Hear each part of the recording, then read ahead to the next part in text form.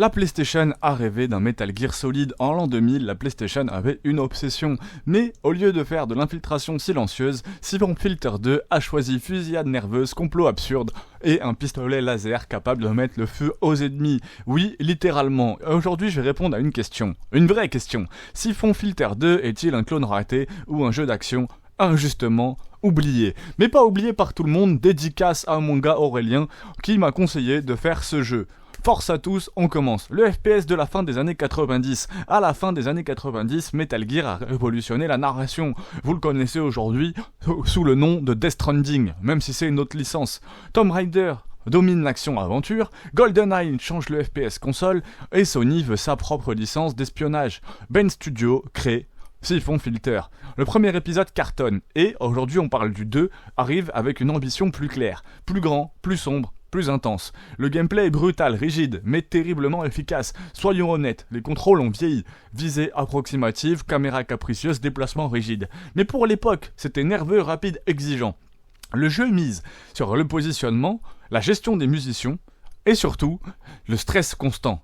Et surtout, des armes devenues cultes. Le taser, justement, c'est cette arme légendaire devenue culte. Impossible de parler de Siphon Filter sans vous en parler. Le taser, une arme non létale, qui, utilisée trop longtemps, fait littéralement brûler l'ennemi vivant. Absurde, cruel, c'est ce qu'on aime dans le jeu vidéo, c'est mémorable. Une lignée de gameplay totalement folle, qui a marqué toute une génération. L'histoire, ce complot avant la clarté. L'histoire est une suite directe du premier opus. Virus mortel, trahison gouvernementale, fuite en Europe, c'est confus, trop sérieux, souvent ridicule. Mais aussi très prenant, si on accepte le délire. Le jeu prend son intrigue au sérieux, même quand elle frôle le nanar. Et la grosse nouveauté, c'est de jouer le méchant. Génie absolu de Siphon Filter 2, tu joues aussi Lian Xing, en fuite. Pas de gadget, pas d'armes, juste de la survie.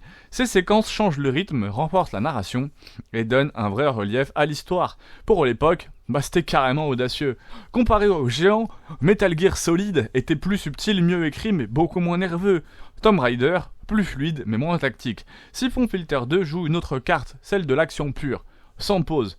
Il y a des défauts, vous le savez, on parle toujours des défauts. La caméra, parfois catastrophique, la visée imprécise, la narration trop sérieuse pour ce qu'elle raconte. Des difficultés souvent injustes. Mais ces défauts font partie de son identité. J'adorais le premier Metal Gear sur PS1, j'y ai beaucoup joué étant enfant. J'ai beaucoup joué au Phantom Pain aussi, que je trouvais relativement très bien fait, pour peu qu'on s'y investisse un petit peu. D'ailleurs, j'ai pas eu suffisamment le temps de m'investir dans Phantom Pain, n'hésitez pas à m'en parler de ce Metal Gear.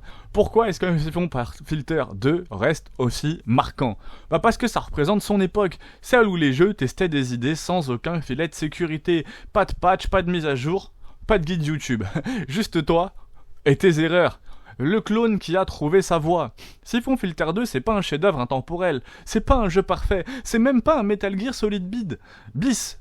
C'est un jeu ambitieux, mémorable, audacieux et profondément marquant pour son époque. Un vrai morceau d'histoire de la PlayStation 1.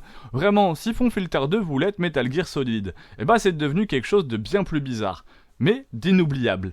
J'espère vraiment que ça t'aura plu. Encore une fois, dédicace à mon gars le A pour la vidéo. N'hésitez pas à mettre les prochains jeux que vous voulez voir en commentaire. Bien sûr, vous êtes de plus en plus nombreux à en mettre et ça fait très plaisir. Essayez d'en mettre qu'on n'a pas fait parce que j'en ai fait une grosse partie sur cette chaîne. Plus de 1000 tests déjà disponibles sur la chaîne. Donc si ça vous plaît, n'hésitez pas à les regarder. Force à tous, à très vite pour la prochaine vidéo.